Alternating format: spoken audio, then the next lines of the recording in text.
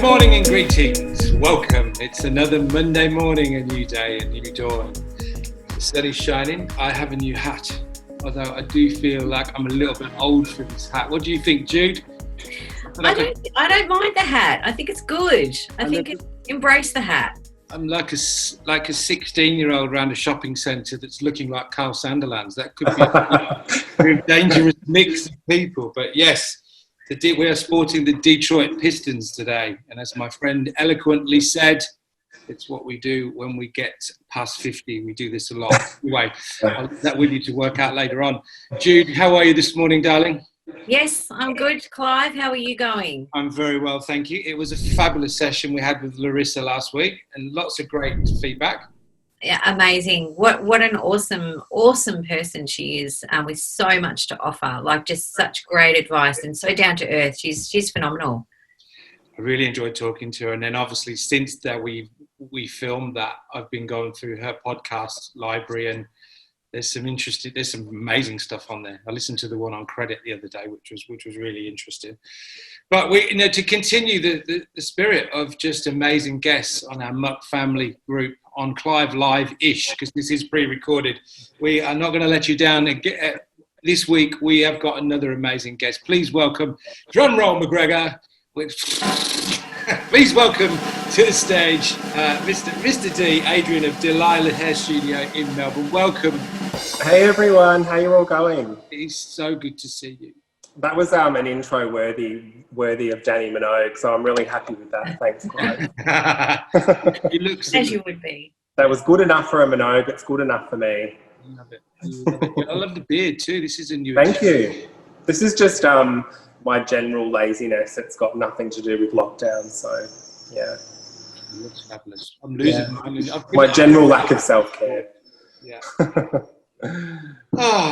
How you going? We're good. We're super excited to do this, and thank you so much for doing it. I'm so excited to be here with you. Well, virtual hugs all around, people. Yeah, absolutely. It's been too long. Hey, Judi. Hello. Can't wait to see you again in person. I know. Virtual hugs from Brunswick East. I know. I don't know what that was, but...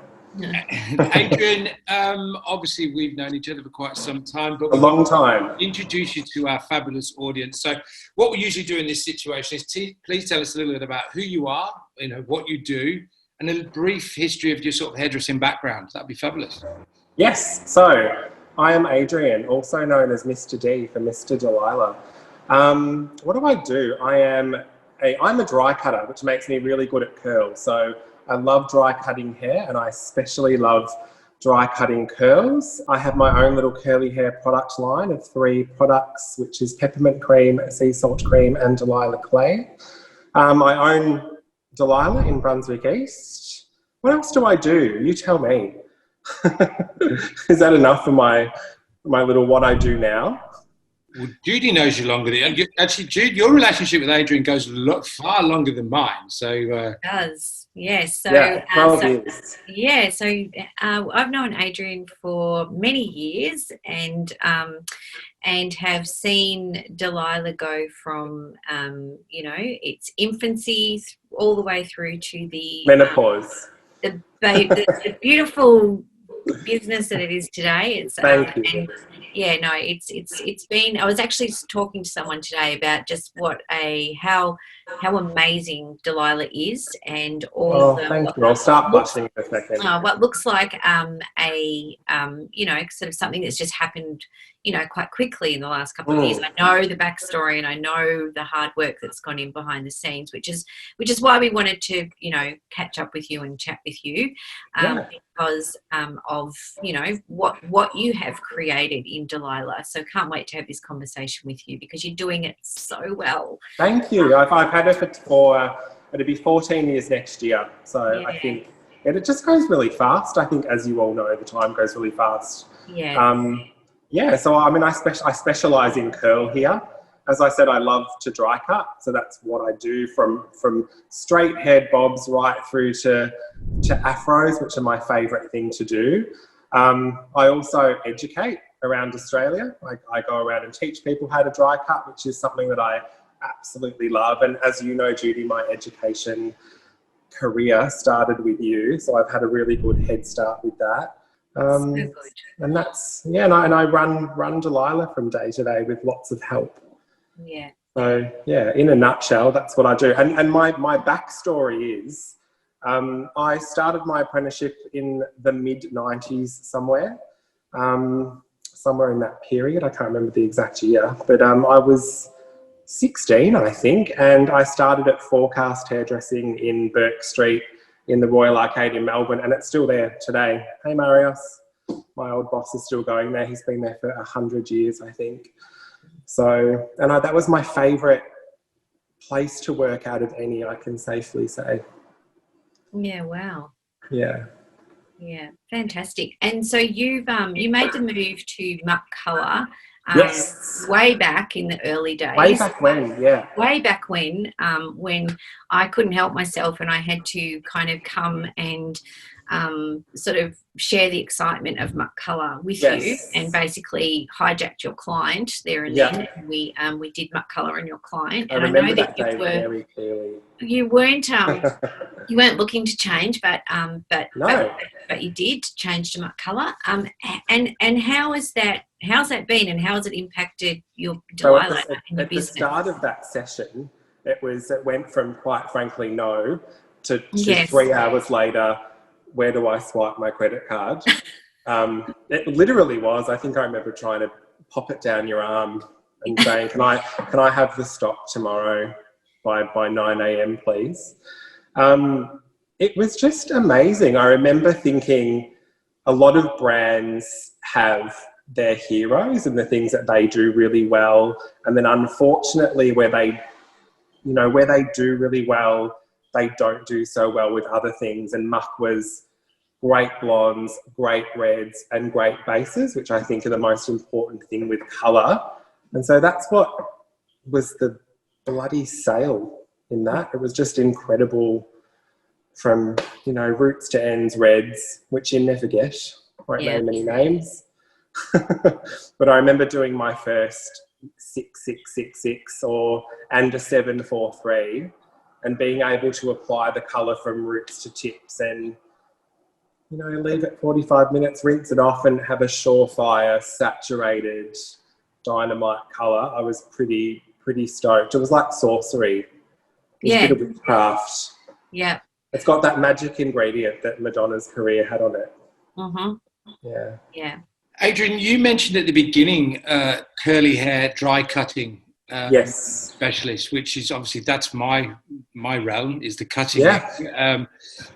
Tell me now. I've been a big fan, and I've also know that you've done a couple of collabs along the way with very similar in Sydney with Mousy Brown. Now, tell me about your process, because I know a lot of hairdressers struggle with dry cutting. Because we are repeat in our behaviour pattern. We wash, we comb, we cut, we section, we start at the back, we start at the side. Tell me a little bit about your process of taking that client on the journey. It developed over time, and I can honestly say when I stepped into dry cutting, I just thought it was the best thing I'd ever seen. And that was a long time ago when I first opened the salon. I worked with a girl, Janice, who is still a very good friend of mine today, and she was a dry cutter and she was incredible. And along the way, there were just little flags that was how I was supposed to go with my career. And then even watching you, Clive, you've done a couple of dry cutting sessions with us and that was incredible. That was life-changing in a big way for us. And obviously your knowledge about the proper tools to use, that was a good help. And it was a real ding on my credit card, so I'll get you back to that later. I know I will. That wasn't a joke. No, I'm kidding. And then Mousy Brown come along and she's just, she's become one of my best mates in the industry and I love her. So that's my influence. But my process would be, I love dry cutting because we are very strict in how people come to us. So to have a successful dry cutting business is to make sure your clients are aware of what they need to do prior to coming in so I can do my job. So when someone books in, if they book in for a dry cut, because it's important for me to say that I still cut wet. I love to cut my pixies wet and I would never pigeonhole myself and say that was the only thing I did. But yeah, my clients are always sent a text message or an email to say your hair needs to be washed and natural dried with minimal product and not up in a ponytail. And then they come to see us. And I love that we can see their natural hair and cut it accordingly. I mean, I could never cut a bob in my whole career. I was pretty horrid at it. And then the second I cut a bob dry, it was just, I thought, I cut bobs really well. So for me, it just worked. It's amazing as well. And I don't think, I mean, I've been very blessed to travel the world. You know, my first introduction to dry cutting was with Judi from Melbourne. And yeah, they're another great I don't think any city in the world embraces dry cutting as good as Melbourne. I don't think that they do. And this has been part of the success of Delilah is we are a big fish in a small pond now, as opposed to being just another salon on the block with hundreds of other salons. We offer something unique, but we also offer something that we believe in and stand behind and absolutely love. So I really couldn't be happier. I didn't sort of calculate and go, oh, what's no one doing? I'm going to do that. I'm a firm believer in the universe plopping little things in your path, and you can either connect to it or disconnect to it. And, I chose to go with it, and it's led me here, and I'm really happy. That's awesome. Yeah, it is. And I get to be in a salon where, I have people from all across the board come in, and I love that we can offer everybody a seat here without anxiety. Someone can come in with an afro, someone can come in with, massively curly hair or straight hair, or, any kind of person can come and see us, and we can say, yeah, come and take a seat. That's the proudest thing for me. And that's so Delilah. Like, Delilah is such a unique culture and a unique salon that you. It really is. And it's very open and very diverse, and you can see that, which I'll have a bit more of a chat about, in the way that you're doing that in your social media, and you're embracing that. And it is a really unique culture. And so I know it's sort of, you're saying it's sort of this is where you've ended up. But there's been things that you've done along the way, and there have been signs that you've listened to. And so tell us about that. Like, you didn't just open, it hasn't just happened. You've created this.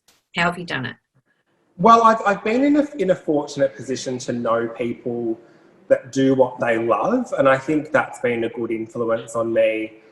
Instead of just looking at Instagram and seeing the work that people are doing, I really think it's about finding what you want to do as a stylist and follow what makes you feel good. I think that's a big thing, and I sort of have. I am in my 40s now, but I'm fortunate enough to have friends that are a bit older than me, and I'm sort of the youngest in my group of friends. But I think I get to see people and what they've done in their careers before me, and that's a really good, people are lighting the way, and I think that that's been good for me. I'm regardless of what I may appear like, I definitely am a listener. So I can sort of rabbit on and jump in and do all of that. But in my heart of hearts, I do listen and watch and observe. And that's the most important thing. But I would say figuring out what you love in the industry and what you love about the industry, and building your career or salon or online presence around that, I would say that's the most important thing. And cut out a lot of the noise. There's going to be a lot of noise. Yeah. A lot of jealousy, a lot of noise, a lot of people saying what you should and shouldn't do with your business, career, brands. You've really, really got to follow what you want to do, I think. And that's taken me a really long time to be comfortable with, I think. Yeah. I think it's definitely something. We're all Dr. Phil now, aren't we? Yeah, we're very Dr. Phil. But yeah, definitely age is amazing for that you. I can't agree more. I feel the best I have in my life turning 40. Yeah. I didn't think I would be this person. I didn't think I would be relaxed. I didn't think I would be a country road size 10. I didn't think I would be all of those things, but I am. And it's 40 is good. It fits well. Yeah. That's great. I'm going a bit off script here, but tell us about your adventures when you of turning 40 and your visit to Cyprus and you kind of doing your stalking over there. Yeah, so I turned 40 last October, which seems obviously like a lifetime ago because so much has happened since then. But I wanted to go with my partner and my mum we went to London, Greece and Cyprus, which was wonderful.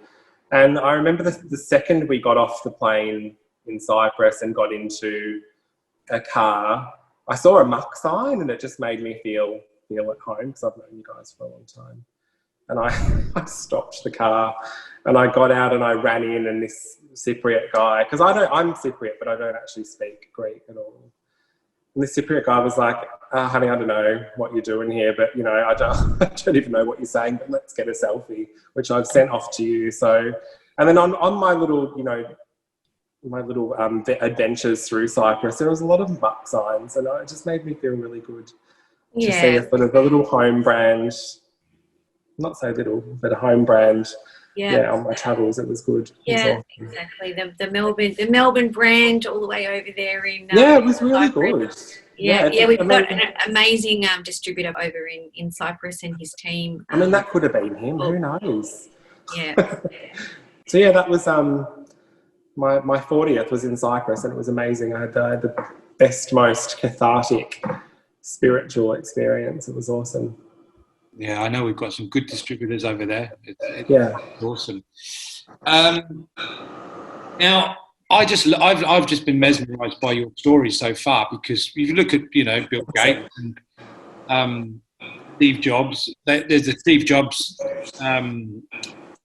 his acceptance speech at the university. He's like, just do what makes you happy, and then. Yes, I couldn't be more honest about that. I really think it is about that. And I do think happiness brings you success. But that's going to lead me into, you couldn't have led into this better, but, you know, in the short time that I've known you, one of the things, I mean, not only are you extremely creative, you're a very astute businessman, right? And I love the fact that you said, I'm a listener, right? You told me a story probably about a year ago, which I've told to so many people, which I think is a great success story. And if you wouldn't mind sharing it with What story was that? It's the story about how you got your first year doing the keratin straightening, and it was the introduction to retail. Then they went on from just getting their hair straight to having it cut, to building a clientele. And you shared some numbers with me of what your first year, or was it second year, did in 1 year, and I was just like, holy Lord. Yeah. So not only you're not playing with these numbers, right? No, they're for real. They're not fudged. You are. This is a serious business that you're running. Yeah, it is. That, you know, keratin smoothing for me, it's not just about, and bond builders, it's not just about making money, but that, although that is really nice, I can't lie. It's about fitting it into your business and actually finding a resolved and honest place for it. And my junior, who's now, she doesn't do it anymore because she's, you know, almost qualified and she's into general hairdressing, but we reserve keratin smoothing for our juniors because it's a great way to get them to talk to clients. So when you look at it technically, it really is a monkey say, monkey do kind of process. It's really easy. It's really hard to get wrong. So it teaches a junior it teaches anybody how to read and follow directions, because if you don't follow those directions, it's not going to go so great. It teaches them how to consult and have a proper conversation with a client. It teaches them how to recommend retail in an honest fashion. It teaches them how to have a target, how to make money for a business. It gives them a commission, which is, you know, far greater than an apprentice wage. So it just teaches them a lot of things. And I think it's been a really good thing for my business. And we did last year, pre-COVID, we did almost 800 keratin smoothing services. I remember you telling me your first year, like 90 grand a year or something in keratin. Yeah, well, she brought in for the salon about $250,000, which is congratulations. Thank you. Yeah. It's amazing. You know, that's a great story. Because I think salons have to be, you've got to sit on the fence a little bit. If there's a bit of advice I could give to anyone watching, you know, I do bang on a lot about doing what you love, but it is a business and you do have to make decisions to make money, and you've got to give yourself permission to have that theory about your business. There's a lot of pressure to either be a business person or an artist, and I've chosen to find the middle ground between those two things. So I love my job and I come to work every day and I really enjoy what I do, but I also know how to run my business and I know how to make money, because that's ultimately why you are there to make money. And I think anyone that disagrees is a little bit of a fool or a liar. Judi, I mean, he just nailed it, right? As in, absolutely, the curly hair specialist that cuts dry hair that the first year did 250 grand in straightening. I mean, it's genius. It's bloody genius. Absolutely. Totally. And I think, you know, what you're doing by taking on as a business owner that responsibility to actually run a profitable business is being responsible for yourself and your team. And and as an owner, I think it's one of the best things you can do. And I have this conversation with my friends all the time. It's growing up during a recession in the northern suburbs and being born in Glenroy, which Glenroy is like, it's amazing now and everyone wants to live there, but Glenroy was the roughest place you could be. And I think growing up in that respect, you always think someone's going to knock on the door and say, oh, none of this is real, none of it's yours. So there's always that drive to do better. And I think that's part of a bit of a rough upbringing can help that. We weren't served anything on a silver platter in my family, and it was pretty tough. So I think that's been a really good influence. Well, I think it can be one of two things. It can either be, you know, sort of stuck here and I'm not going to get out of here, or it can be a motivator. So it's what you do with that as well. You know, because for some people it wouldn't be a motivator, but it's just you've got to take it and use it as well. And your team that you have in the salon, you have a really great group of people. I mean, we were chatting last week with Larissa, and we were talking about you came up actually as an example of someone who's created the culture that you've created, which actually has an appeal to hairdressers, because one of the huge challenges of the industry is staff and getting staff. Every salon we walk into, it's like, do you know anyone? I'm looking for staff. But you tend to create this team and this culture where people want to be. And again, I think that's something quite unique that you've created there. And so tell us about your team and how you've gone about, you know, developing them, fostering them, and, you know, the way that all works for you. I think it's important to create an appealing environment. So making sure that the environment you work in, if you like it, then your staff are going to like it most of the time. And if they don't like it, then they don't belong with you. I think that's another important thing. Yeah. But I think, honestly, I reach out to a lot of younger salons. That's part of my trick, if I must. I've got my friend Loz, who owns a salon called The Rumours Are True in Flemington. She's one of my greatest friends in the industry, and she's much younger than me, and I'll call her and say, what are you doing? Why are you doing that? Tell me why you're doing that. It might be something on her website or something on her social media. And so I've got a few of the younger, really amazing business people that I will reach out to, because I think it's easy to become a dinosaur. It's easy to get to 40 and just not rebrand and just keep the same old setup and do the same old thing. I think the key to the future of this industry is in that, 20 to 30-year-old new business owners' hands. I really do. That's been my experience anyway. But yeah, just making sure you think about the kind of salon you want to work in, and then staff sort of come, I think. But I won't say that staffing's easy. It's still a difficult thing in many ways. But build it and they will come. If you're working in a salon that you don't want to work in, then no one else is going to want to work there. So, yeah, it's about just having a good environment and keep looking at what newer salons are doing, because they're the future of the industry. So a gorgeous salon around the corner from me, Lola Fortune. I mean, what a cool name is that? And she was talking about how she, COVID hasn't been a problem for her in the sense of she works one-on-one with clients anyway. So while the colour's processing, it's a good chance to have a bit of a break, or, as we all know, doing a half head of foils is not like doing a half head of foils in the 90s. It's much more involved, and you've got to keep an eye on that colour. So she made a decision when she opened her business to work one-on-one with clients. And so I chatted to her about that and reached out to her, and now that's what we do, and we'll continue to do that in the future. So they're little bits, little hors d'oeuvres for people to sort of say, I think I want to work in a space like that. So, but then, then part of the business side of that is making sure the costs are covered for a decision like that.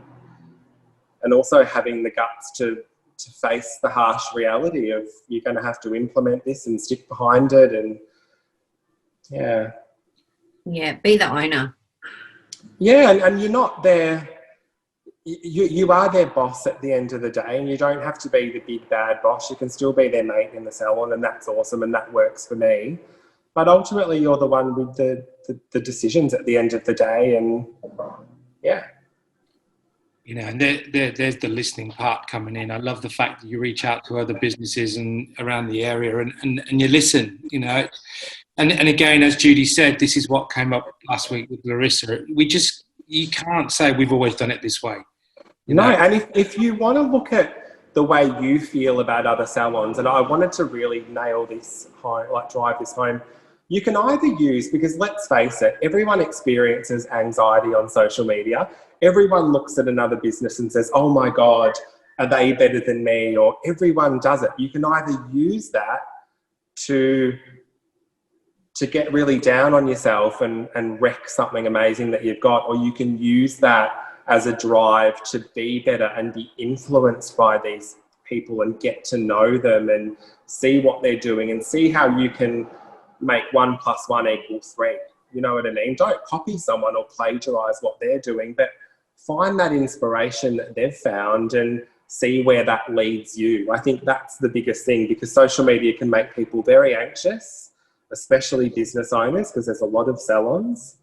You can either use that as a little fork in the road to go left or right. It can take you to the bad place or the good place, and there's no in between.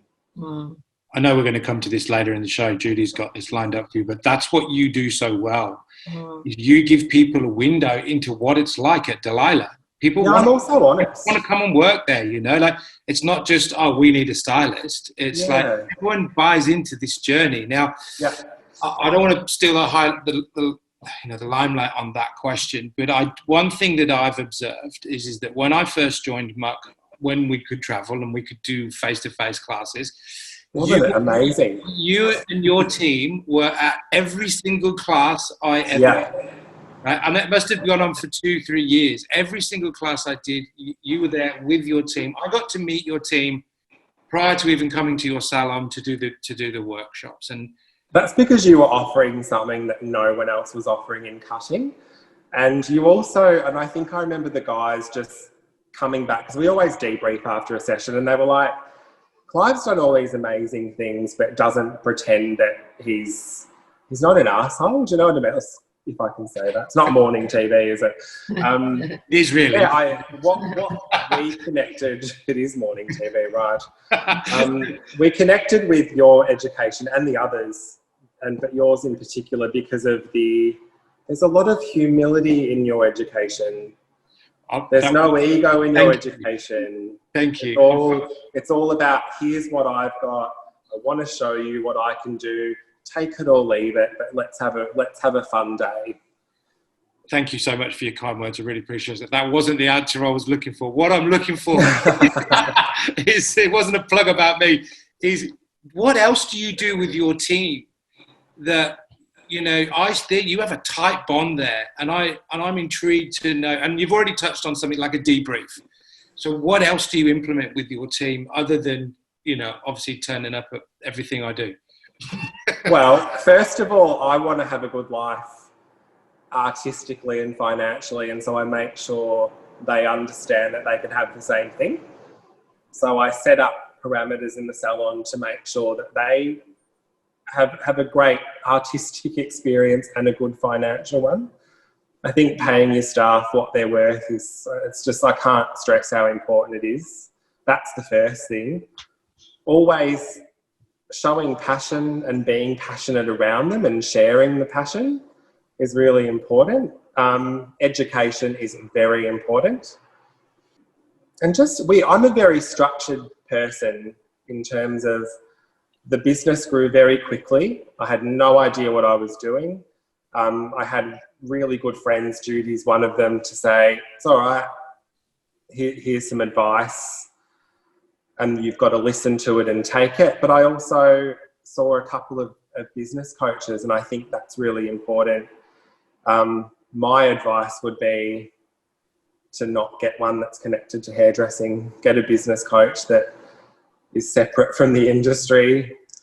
And that really works for me, to learn about people and how to communicate and how to have appraisals and structured meetings and make sure everyone's open and talking and functional. And yeah, that's important. I think you've got to be open to want to learn as well. You have to be open, and if you're not open, you've got to open yourself. I see it so much with salon owners, and they're like, no, I've always done it this way. This is the way we do things. And, you know, we mentioned this last week with Larissa. So much has changed in 10 years. You know, Instagram wasn't around. We can go on all day about what's changed from 10 years ago. I think it's fear. I think hairdressers like myself and a little bit older, it's a completely different industry to what it was 15 years ago, and that can be really scary and really challenging. And as we've just been talking about, you can decide to go either way with that. You can keep going on the path that you were going in and sort of skid out, or you can decide to learn. Business is not the same as what it was 12 months ago, let alone 15. No, that's right. It's the constant changing. But things like that excite me. I mean, I'm lucky because I have a curious personality.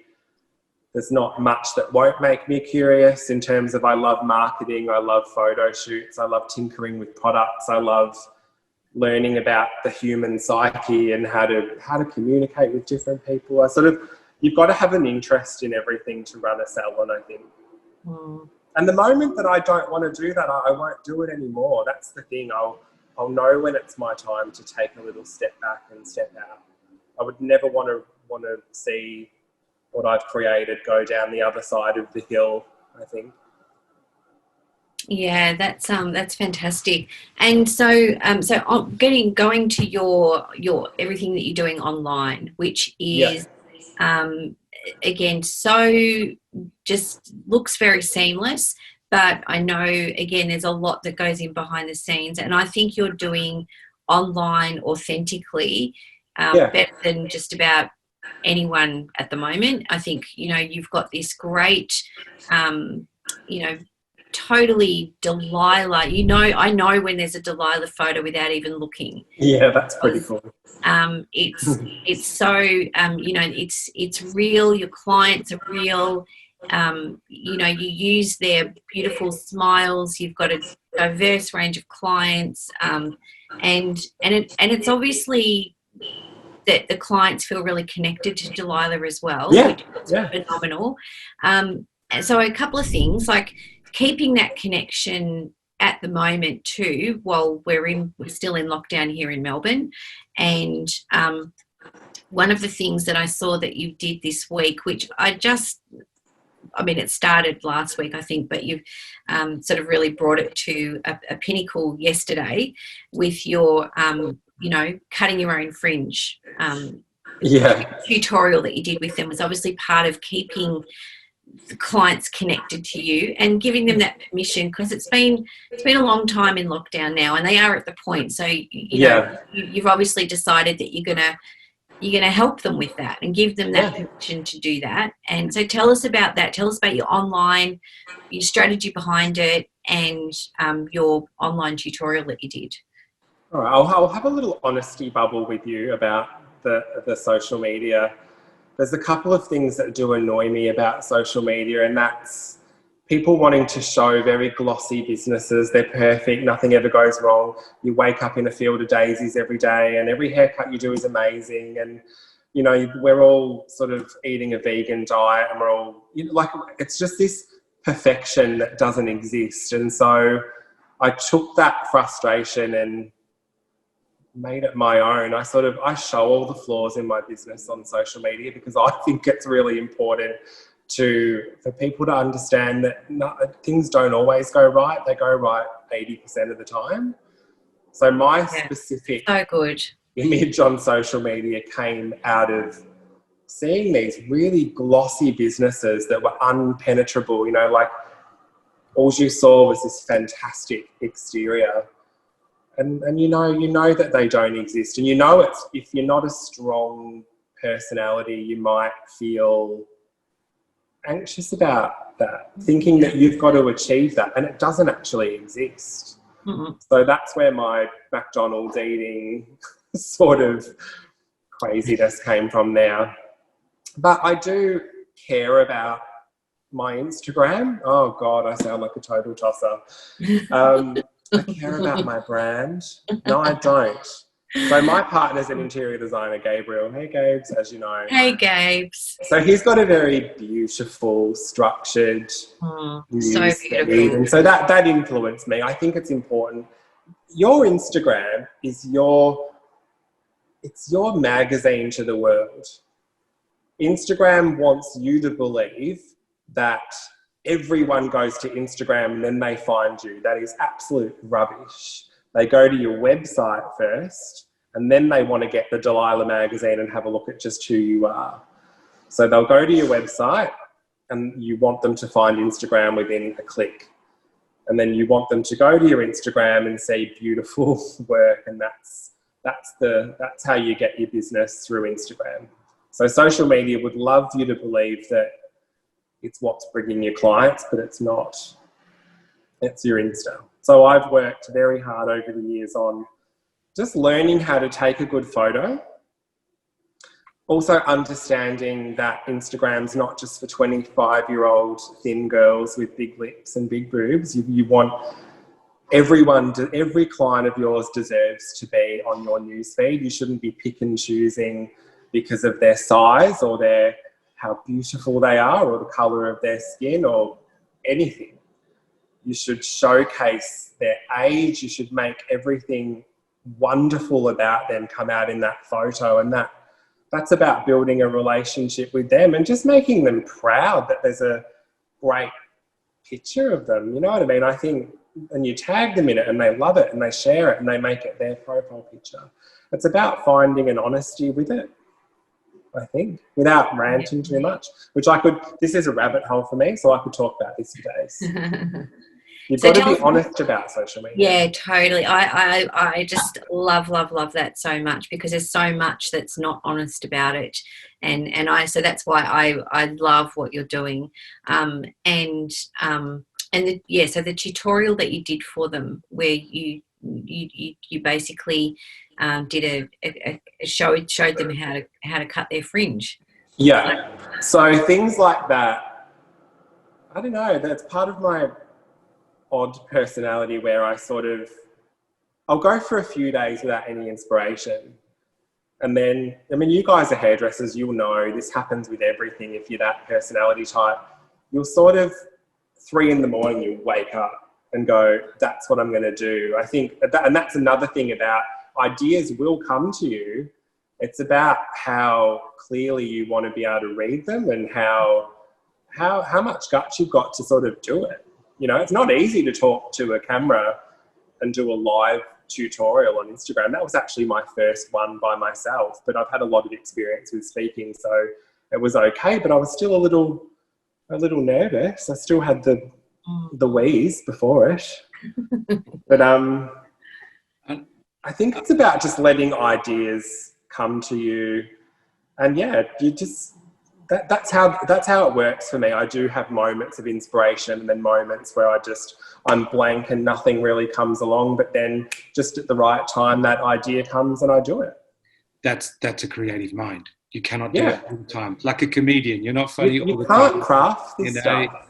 You know, people that are comedians, they're not funny 24/7. No, you know? and it can't be crafted. It can't be, you can't just look at what someone else is doing and copy it verbatim. You've got to just let everything settle, and then it'll sort of pop up. And I love the diversity that you have with your social.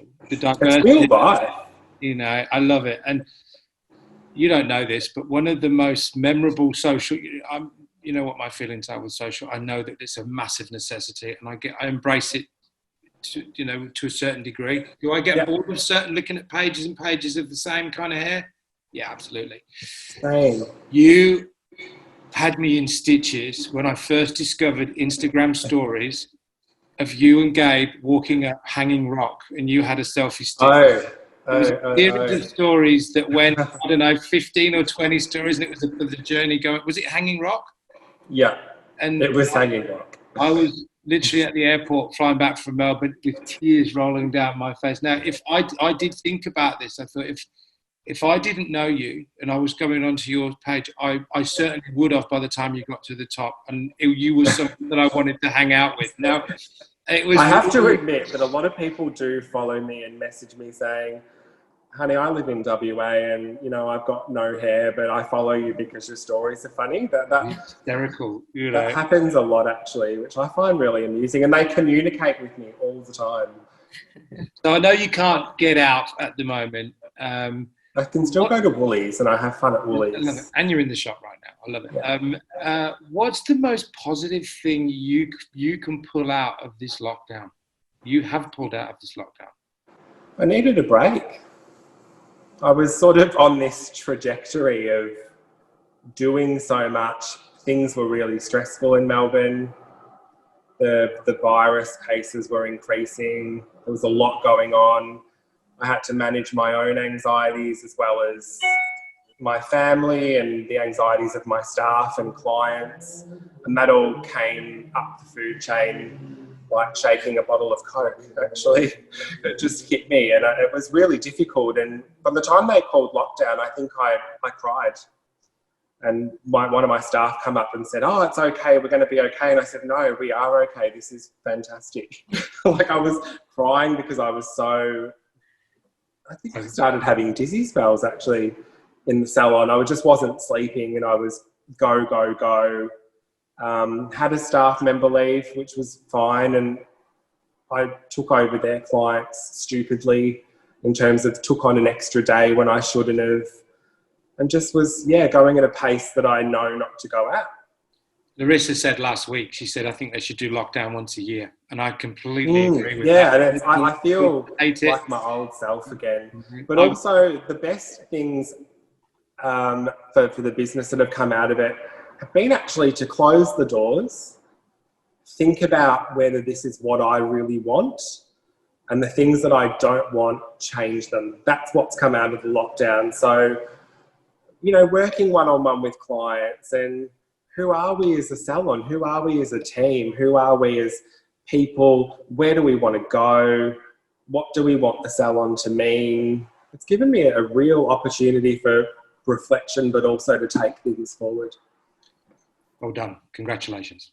Yeah, no, I think it's phenomenal for that, because we don't get time in everyday life to have that step away and have the reflection from a distance, which is so important to really kind of that we just kind of things just happen in the pace that we run at, and it's like, actually, is this really right?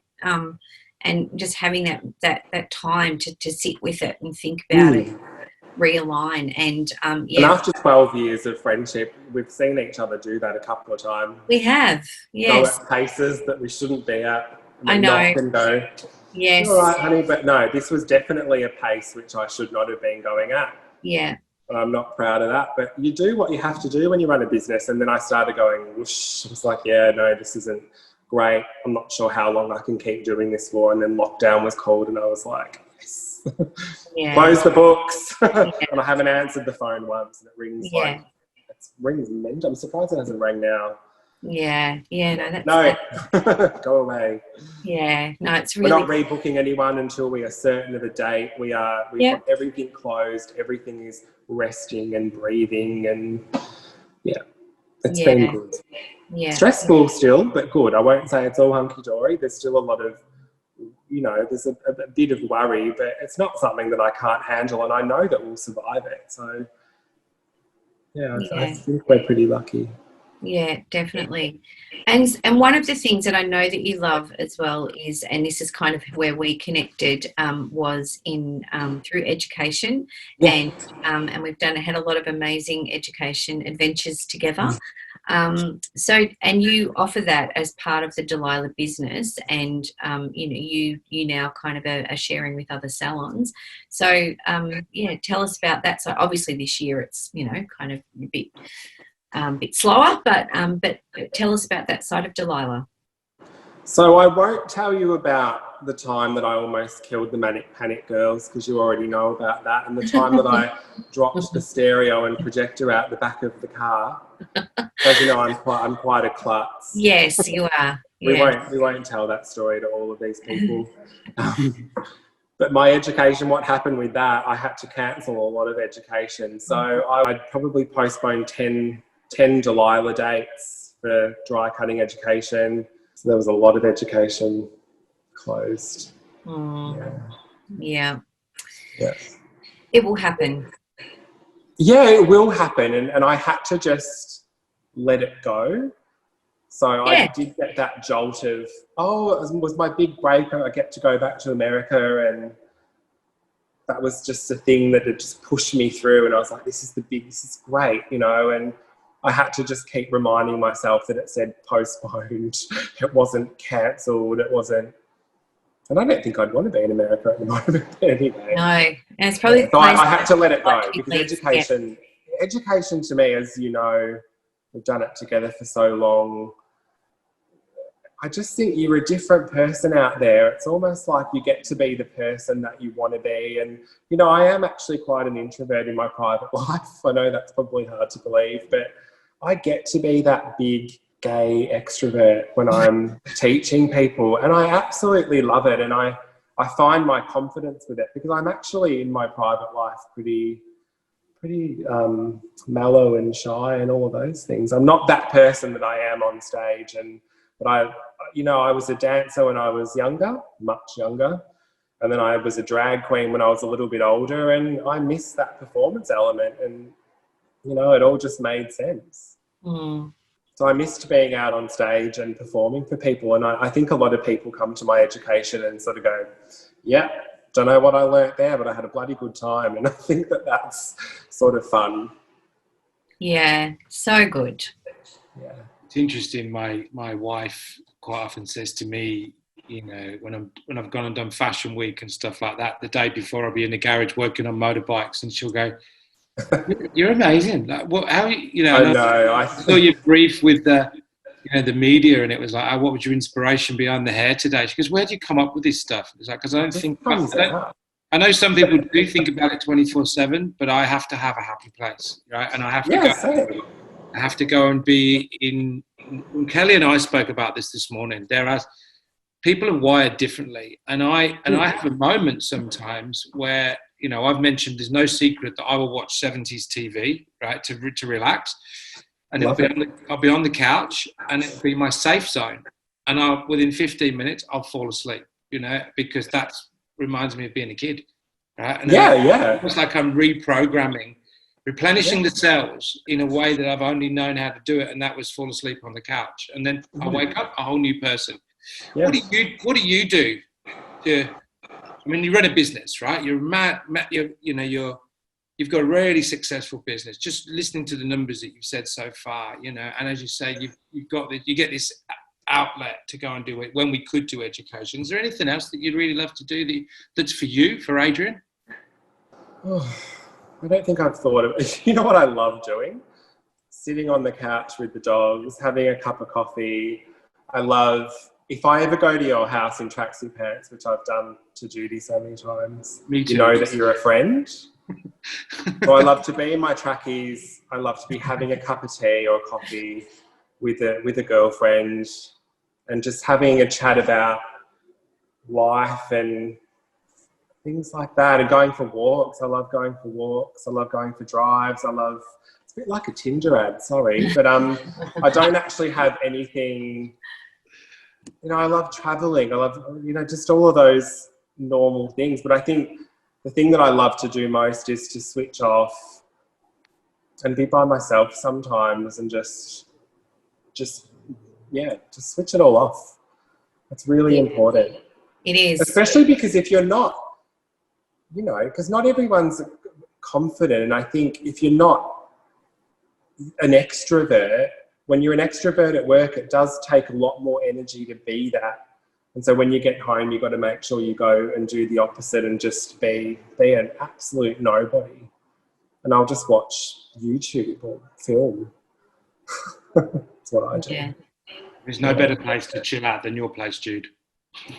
Yeah, and before, I was going to tell this story back when we were talking about education, but before I had the money to go and see a vocal coach and someone to help me with public speaking, one of the first things I did actually was I used to watch Dannii Minogue in interviews on YouTube, and I used to watch how she enunciated everything and spoke, and the passion, and how she could turn talking about a dried bit of spaghetti into something fantastic just by the way she moved her head. And that's how I learned how to public speak before I had the money to get someone to come to the house and actually show me how to talk to a group of people properly. Those Minogues have been role models for so many areas. Okay, but if only she knew how she's had an effect on someone's life. But I used to love watching how passionate people like her were on the TV, and it's like, how do you do that? How do you talk about something so mundane and make it incredible? So that's how I found my confidence, was watching pop stars talk. It was good. So I've got 2 questions. One is your 2 favourite Muk products. Yes. My favourite Muk products are the reds and the sheet of pastel developers that you so graciously gifted me with. So Muk reds are my absolute favourite thing, and I will tell you why Muk reds are my favourite thing, which I touched on a little bit before. But whether you are doing a traditional primary red right through to an orange, you can, or a cherry, or you can have faith that from roots to tips you're gonna get that colour. There's no anxiety about that red not happening on the ends. That's my ultimate thing with Muk, is you guys have just nailed any shade of vibrancy. Is absolutely incredible, and I'm in love with it. I'm in love with them all. And pastels are amazing, but also the vivids. I'm going to put those in the same box, because the vivids are absolutely incredible. I love how they're the micro pigment and they just last the distance, and they're vibrant and they're beautiful.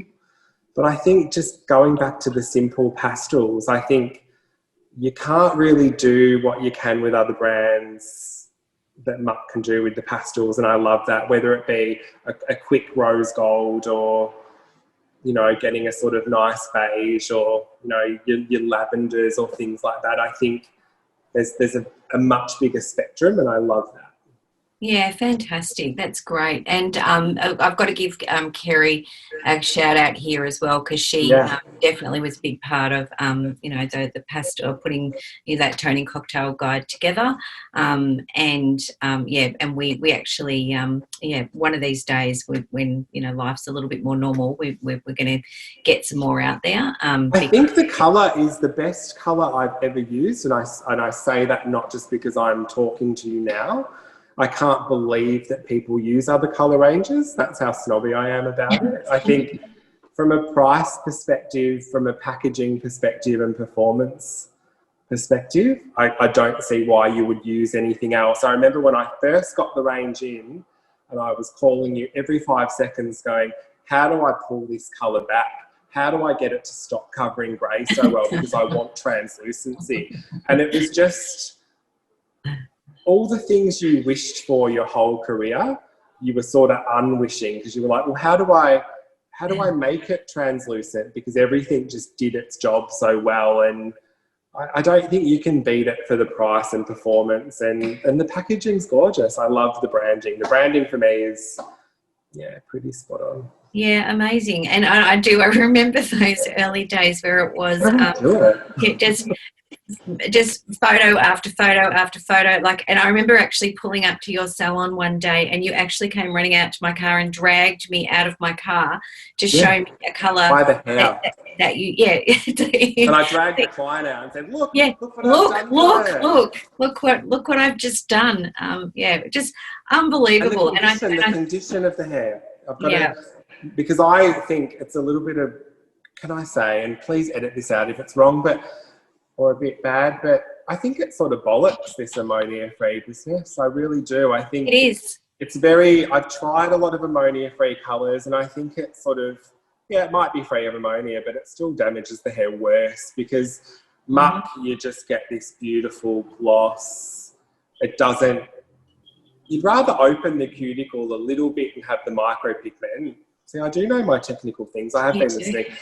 Then I find the ammonia-free colours just destroy. They just really destroy the hair. I don't like the matte finish or just, the Muk is glossy and gorgeous. And someone told me recently, it might have been you, that there's the high hyaluronic acid in it, and it's such a coincidence. I've got that in my face. We all do. Yeah, I'm twinning with the colour. It's amazing. Yeah, we all do.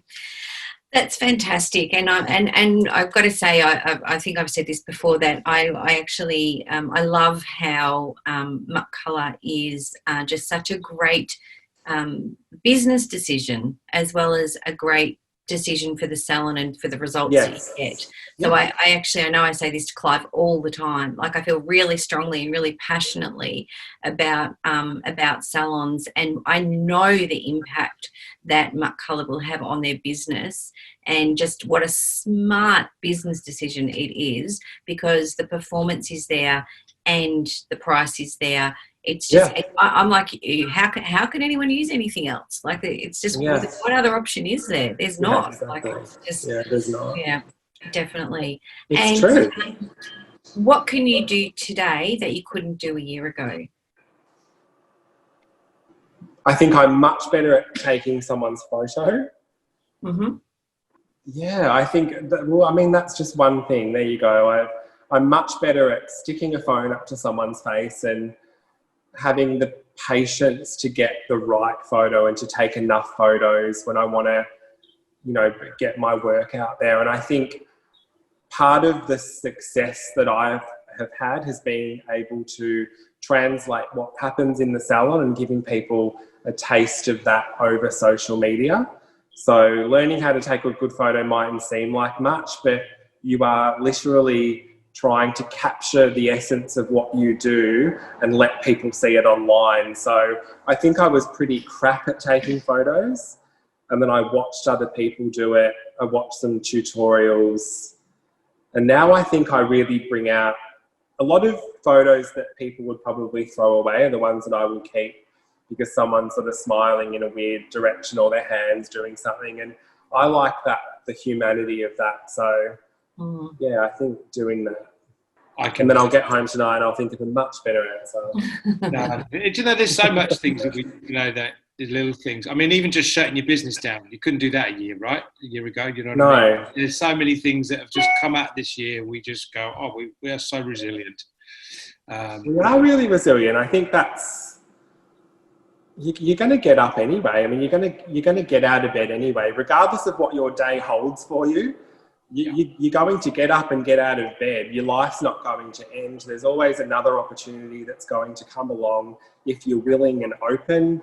So no matter what happens, there is always something. You will always get out of bed and move forward, and there'll be another thing waiting. I'm going to swap my next questions around. We're down to the final 4, but I'm going to start with because you're just going to you've just led me into question number 3. What are you most grateful for in your life so far?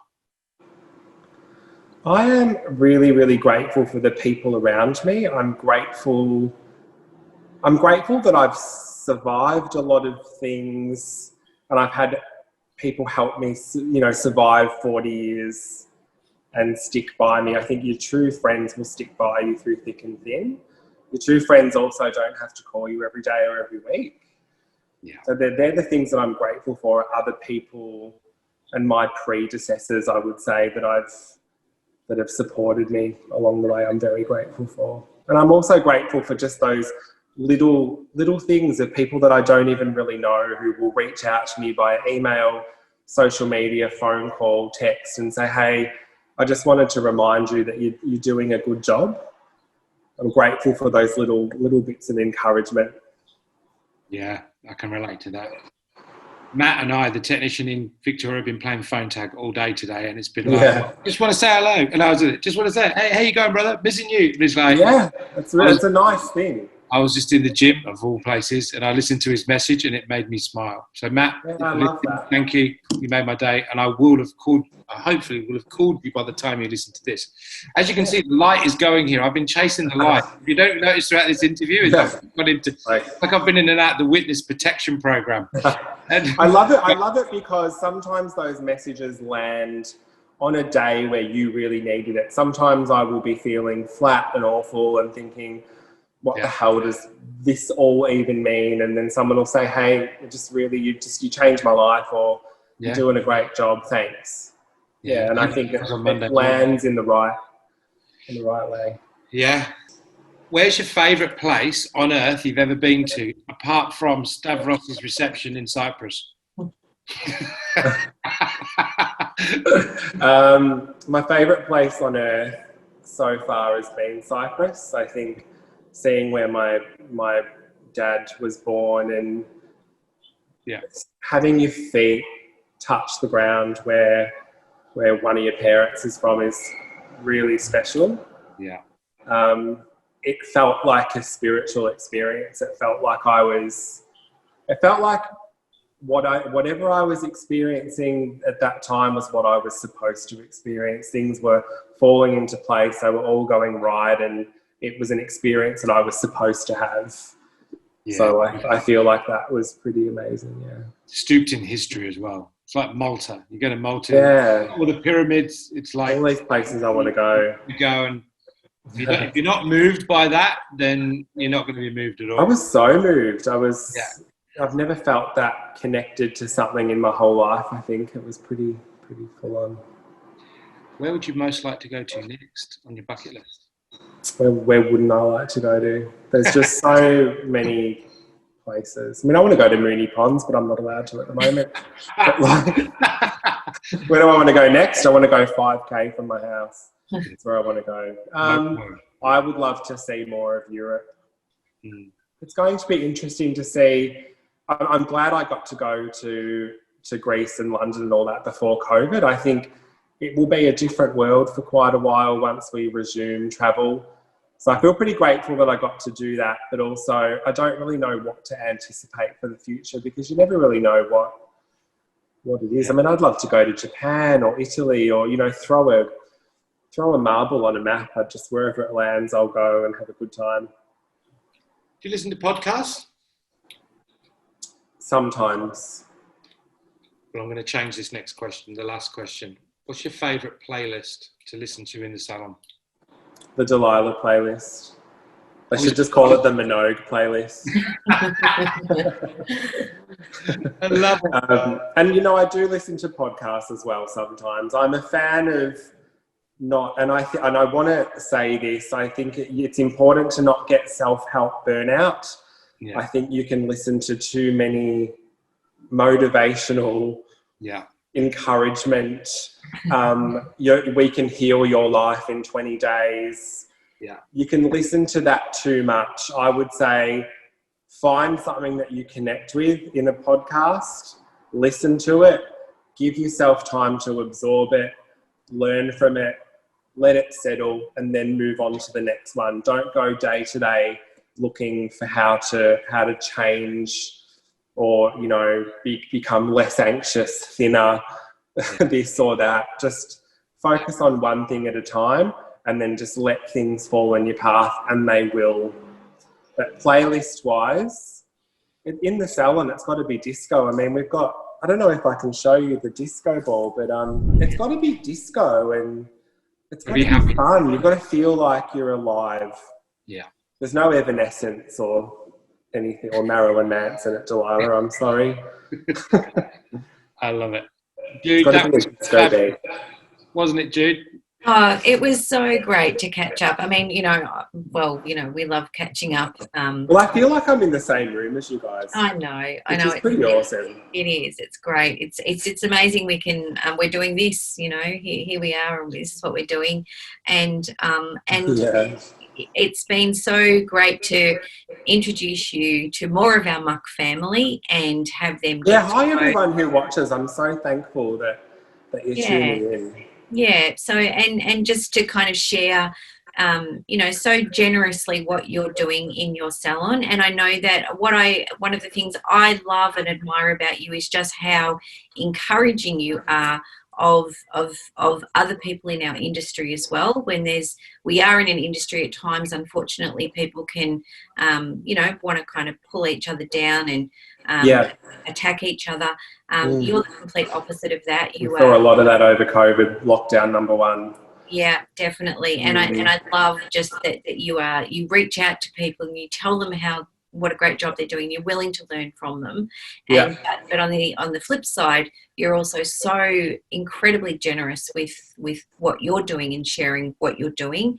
And I just want to say a massive thank you. No worries. And it's the only way forward is what I'll say. Yeah, absolutely. Sharing is the only way forward for us all, not in just hairdressing, but in life in general. And I've had the best, 45 minutes have we been talking? It's probably been 2 hours, but I've had a great time. And yeah, thank you for having me and asking me really interesting questions that, not just run-of-the-mill stuff. I feel like we really had a good catch-up today, so thanks so much. It's been awesome. Thank you once again, Jude.